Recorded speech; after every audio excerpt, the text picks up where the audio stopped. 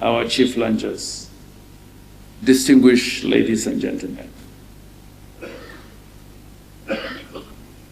The theme of this lecture, which I have been asked to deliver, President Muhammadu Buhari's contribution to national development, is both a reflection on leadership and an exploration of the institutions, policies, and principles that defined his presidency.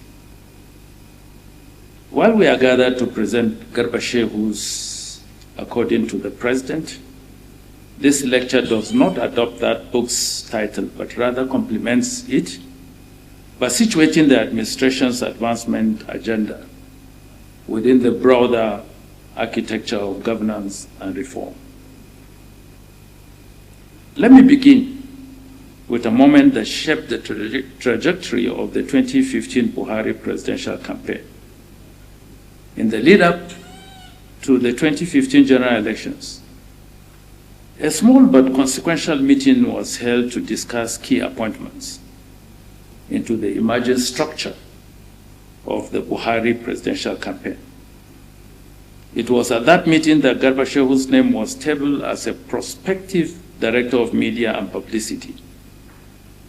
And I'm glad that Mala Nasru El-Rufai is here in this meeting. He was part of that decision-making. And I humbly made that suggestion.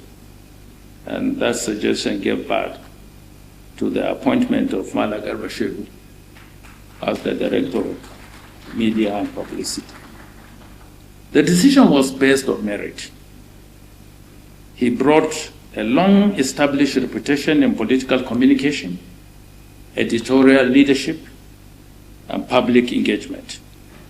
More importantly, he was considered as someone who could speak with clarity while remaining anchored in institutional discipline. From that moment, Mr. Shehu became an integral part of the political infrastructure that eventually shaped the Buhari administration. His transition from campaign spokesperson to presidential media advisor was a logical progression, a signal continuity of message and fidelity to the original orientation of the presidency.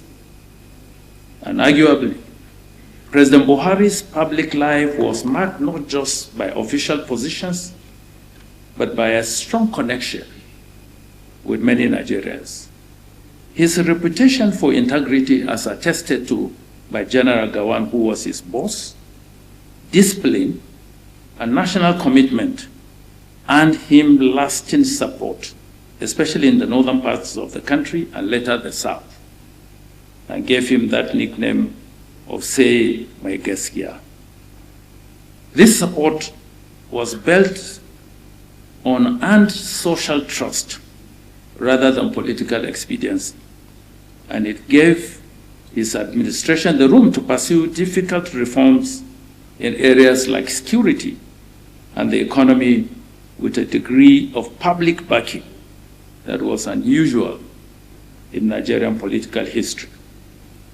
This lecture has been structured into three major parts: the introduction, with which I'm dealing with now, a reflection of evolutionary and exemplary leadership, and President Buhari's legacy 2015 to 2023, and the concluding part of the lecture.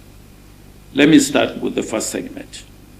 This lecture on President Buhari's contribution to national development reflects a lifetime of committed public service. His career has been shaped by national duty, from his early military service to his tenure as military governor of the northeastern state and thereafter Borno State. A lot of the Gen Zs don't even know that Buhari served as governor of Borno State, but he served for a very short while, where he carried out foundational reforms during the post-Civil War recovery, and later as Federal Commissioner for Petroleum and Natural Resources between 1976 and 1978. Under his supervision, the Nigerian National Petroleum Corporation, NNPC, initiated key pipeline and depot infrastructure and approved contracts for the Kaduna and Warri refineries, laying the foundation for Nigeria's downstream oil sector. As executive chairman of the Petroleum Special Trust Fund, he oversaw one of Nigeria's most impactful delivery-focused programs, directing resources towards roads, education, primary health care, and essential medicine during a time of physical constraint. These roles reinforced his belief in infrastructure-led growth and disciplined public service.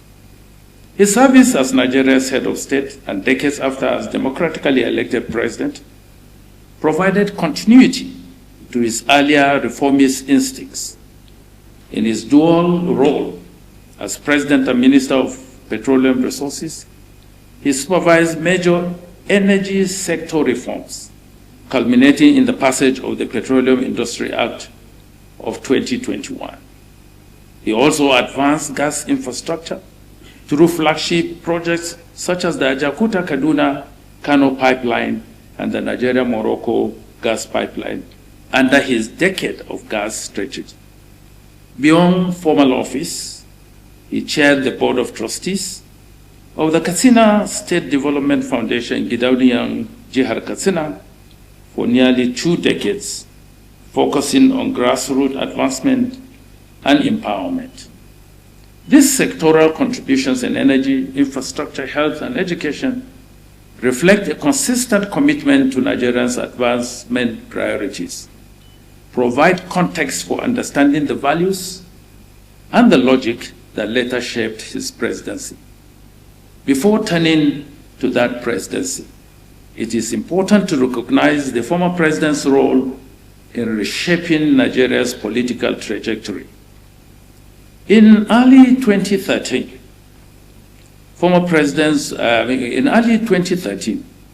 as the leader of the Congress for Progressive Change, CPC, President Buhari formally requested and supported the creation of the CPC Merger Committee, part of a broader coalition building process that brought together the ACN, the party under which I served as the Deputy National Chairman as on transition or Merger Committee, the ANPP, and a faction of the ABGA, and the elements of the ruling party through the breakaway PDP group.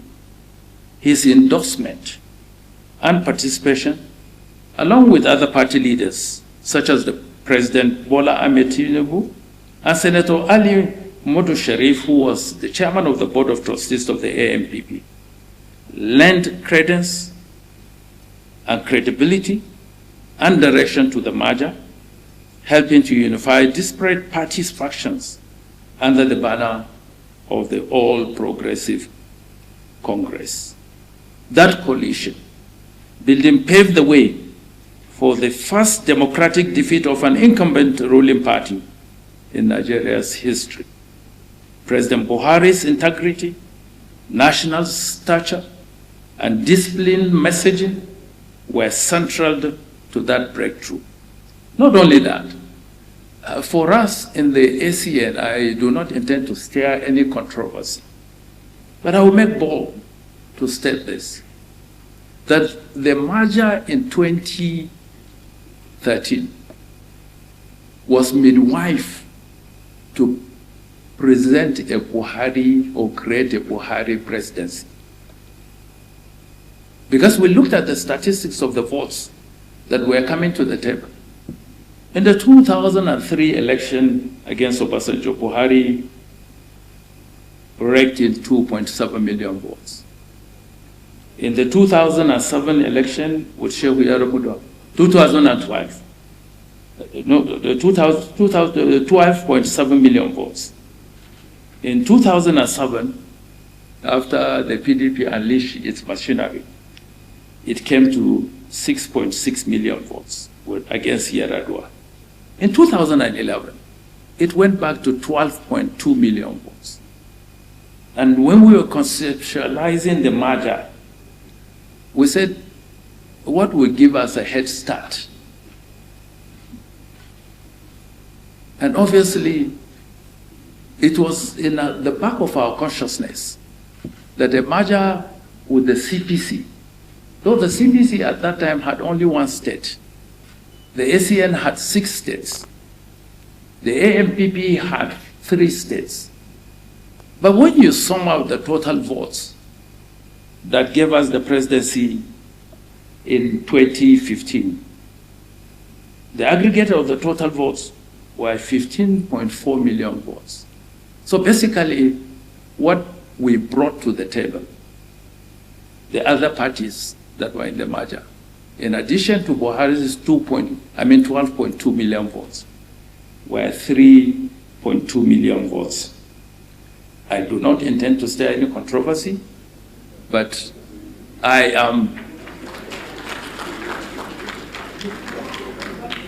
am saying that that was the most realistic and pragmatic thing that we needed to do.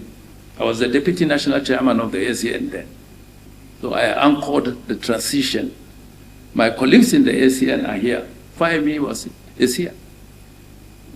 What we did and the decisions that we took was to provide or to produce a Buhari presidency.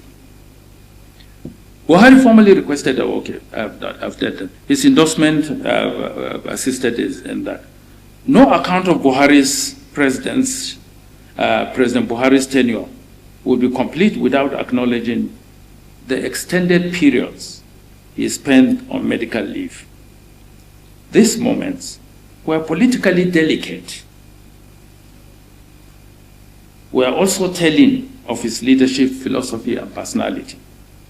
Rather than disrupt governance like we saw in the previous administration, he allowed the constitutional order to function as intended, delegating authority to the vice president and demonstrating a rare commitment to institutional stability. While some perceived as a slowing of momentum, these periods revealed his preference for rule-based delegation and his continued confidence in the systems his administration had built. It was leadership by structure. As Secretary to the Government of the Federation, I had the responsibility of coordinating the machinery of government under his leadership. The role offered direct exposure to the administration's internal logic, interministerial coordination, and institutional reforms. Today's lecture, therefore, is not a catalogue of achievements. It is a reflection on how the Buhari administration approached governance, its reform logic, institutional priorities, and long-term intent. No single lecture can exhaustively unpack the complexity of those years. Rather, this presentation offers a considered overview of key interventions and the thinking behind them. The period in view was one of recalibration, characterized by policy consistency and a deliberate effort to rebuild state capacity, outcomes that merit rigorous policy and historic scrutiny. The aim here is to situate the administration within the larger arc of Nigeria's developmental journey, focusing on what was done, how it was done, and why it matters. President Buhari's legacies, May 2015 to May 2023. When President Buhari assumed office in May 2015, Nigeria was facing acute macroeconomic and security challenges. Crude oil prices had collapsed, revenues had declined sharply, and public institutions struggled with credibility. Boko Haram insurgency had escalated in the northeast, testing federal unity. The administration responded by prioritizing fiscal discipline, capital spending, and institutional reforms to restore stability and rebuild trust. The Strategic Implementation Plan, SIP, served as a short-term stabilization tool, followed by the Economic Recovery and Growth Plan, 2017 to 2020, which laid out a strategy for infrastructure, industrialization, and public sector reform. The ERGP boosted investor confidence with clear policy targets. In 2021, the administration launched the National Poverty Reduction with Growth Strategy, aiming to lift 100 million Nigerians out of poverty within 10 years. Chaired by the Vice President and supported by governors and ministers and the private sector, the NPRGS adopted a multi-pronged strategy, including microeconomic stability, industrialization, redistributive programs, and public service reform. Ladies and gentlemen, the administration's second term in 2019 marked a shift to evidence-led governance. It established the Policy Programs and Projects Audit Committee to review first-term outcomes and set new priorities, culminating in the 9 priority areas launched in August 2019. This covered microeconomy, stability, food security, energy, infrastructure, industrialization, human capital, social inclusion, governance, and security. These priorities informed the medium-term National Development Plan 2021 to 2025 and Nigeria Agenda 2050, which introduced long-range planning anchored in demographics, sectoral linkages, and performance benchmarks. Both frameworks emerged from wide consultation across government and partners. There are numerous projects that were undertaken by the Buhari administration. I won't want to bore you with them, but suffices to mention strategic prioritization of transformative legacy projects, such as the Second Niger Bridge, the Lagos-Ibadan Expressway, the Abuja-Kaduna-Kano Highway, and the Wari-Itakpe rail line, each improving mobility, logistics, and regional connectivity. Several of these projects are still ongoing. Hundreds of kilometers were covered by road infrastructure, and I believe that the current government is doing its best to ensure that these roads become functional and usable for the communities. Ladies and gentlemen, one other area in which Buhari's leadership came to the forefront was in the management of the COVID-19 pandemic, which posed one of Nigeria's most complex governance challenges. Under President Buhari, the response was guided by science, fiscal intervention, and coordination. And that earned him the nomenclature of the ECOWAS champion on COVID-19. He worked with regional leaders on border protocols, preparedness, and equitable vaccine access. His steady diplomacy positioned Nigeria as a regional anchor during a time of great uncertainty. The Presidential Task Force, which I chaired, provided high-level oversight, eliminating bureaucratic delays, ensuring federal and subnational alignment, testing infrastructure expanded swiftly with over 200 labs activated.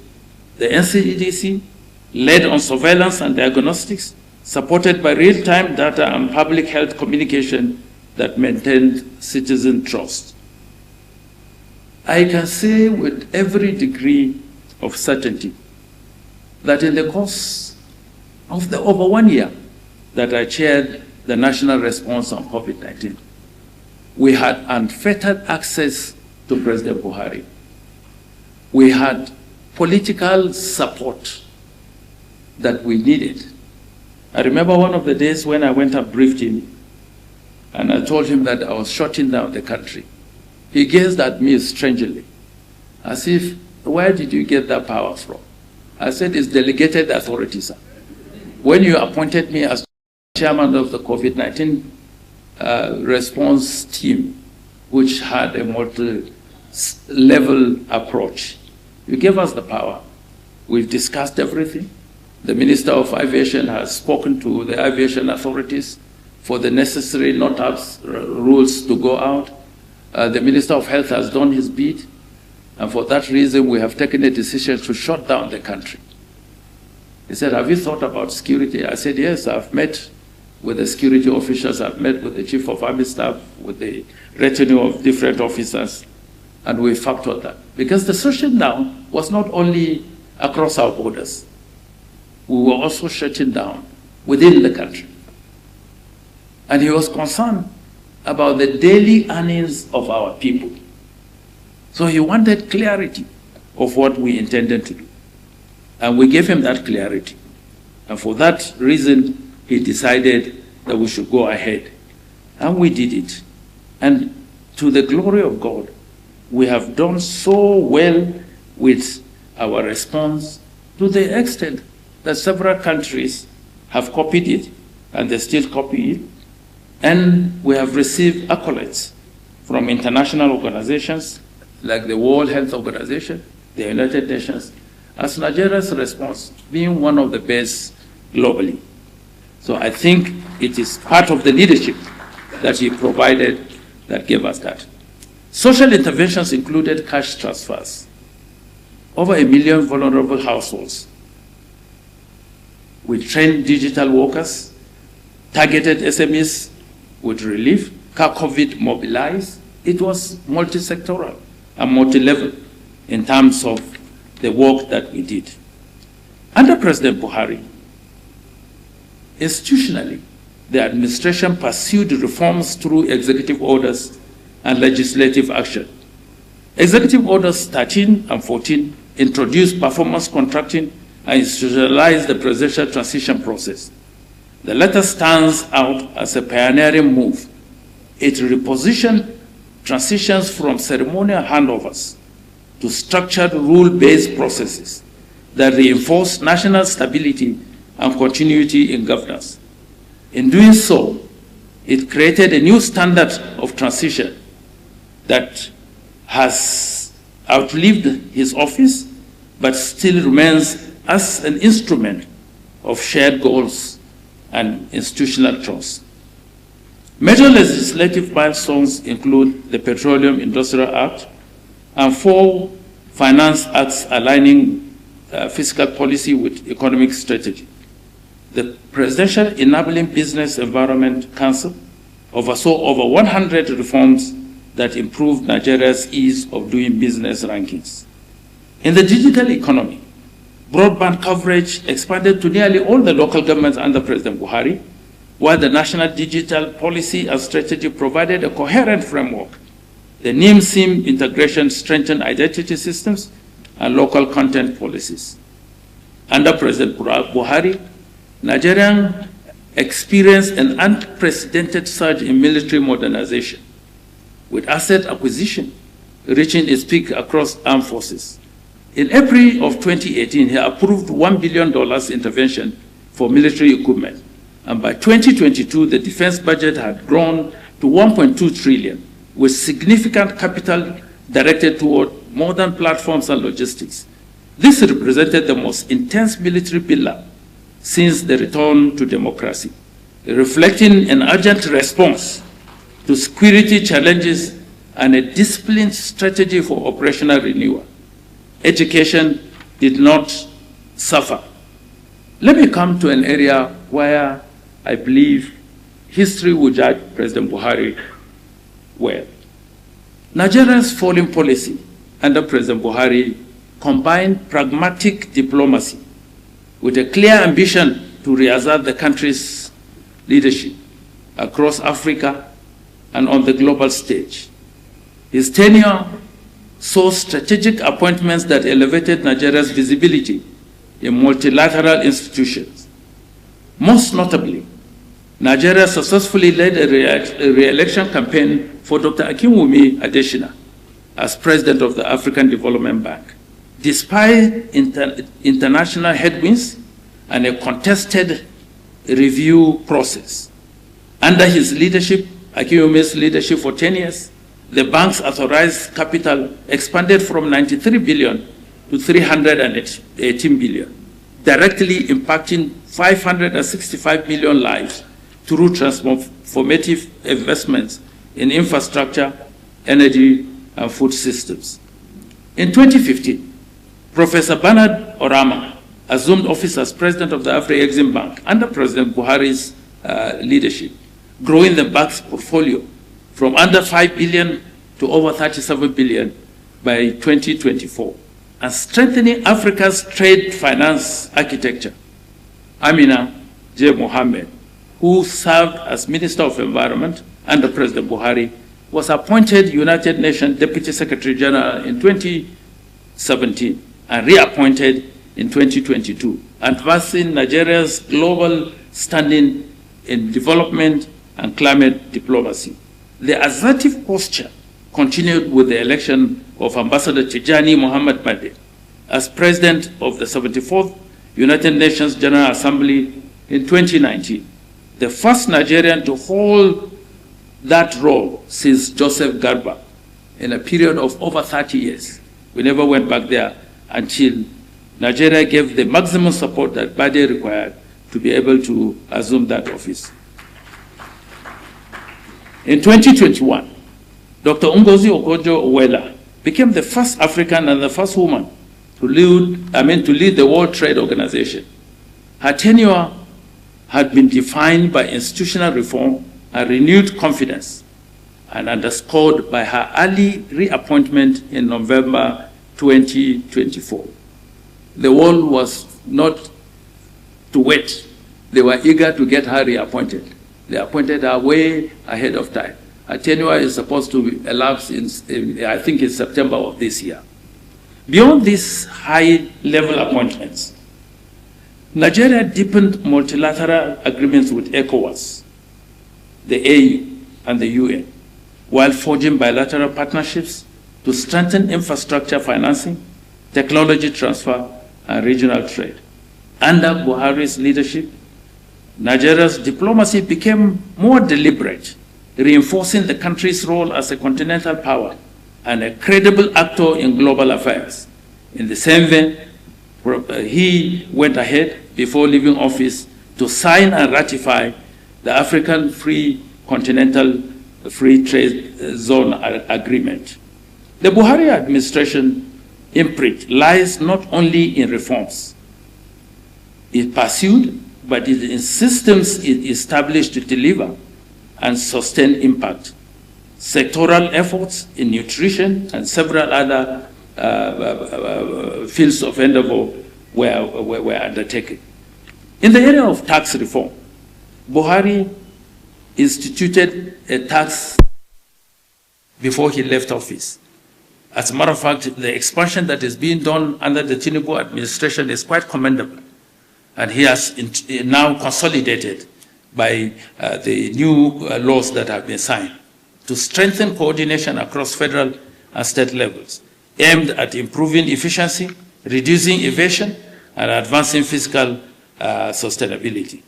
In local governance, the Buhari administration initiated efforts towards fiscal autonomy through Executive Order Number 10 in 2020, aimed at enabling direct allocations to local governments in line with constitutional provisions. Though the order was later struck down by the courts, it set a precedent that gained legal force in 2014, when the same courts, through the Supreme Court, upheld the right of the local governments to receive allocations directly from the federation account as challenged by the current administration. Under the Tinubu administration, institutional reforms have also continued. The Central Delivery Coordinating Unit evolved into the Central Result Delivery and Coordination Unit, retaining its mandate to track and support executive priorities Another notable legacy of the Buhari administration's reform is the federal civil service reform that were instituted. It is indeed heartwarming to note that Nigeria has recently gazetted the operation procedure for trade under the AFTAC. The concrete steps towards implementation reinforces the foundational work led during this regime. I have prepared a document that I will pass across to Mala Garba, which he will circulate, that contains all these details. I've not been able to go through them for want of time, and I do not want to bore you because the business of the day is to really launch these books and make sure that every Nigerian lays his hand on it. But let me conclude. Excellencies, distinguished ladies and gentlemen, President Muhammad Buhari was not drawn to the theater of power, but to its quiet burden of responsibility. He governed with duty over drama, conviction over applause. He will be remembered not only for performance, but for principles, for anchoring governance in systems that endure. He led with a sense of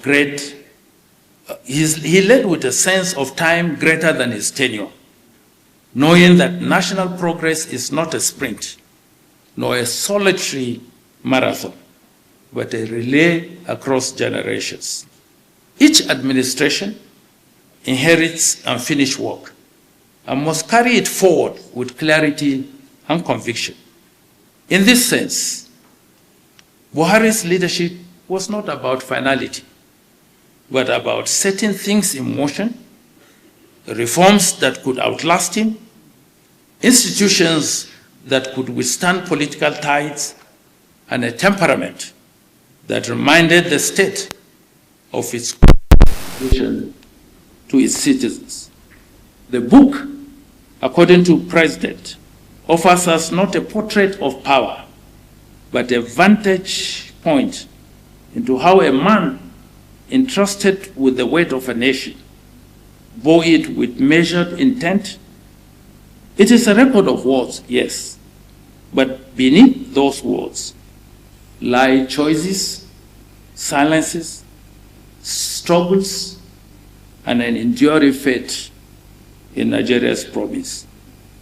And so, as we reflect today, let it not only be merely to remember, but to recommit, to see governance not as the triumph of the will, but as the careful tending of a shared future. Buhari did his bit. The baton has been passed to President Bola Ahmed Tinubu GCFF. And history, as always, waits not for perfection, but for perseverance. I thank you all for listening, and God bless the Federal Republic of Nigeria.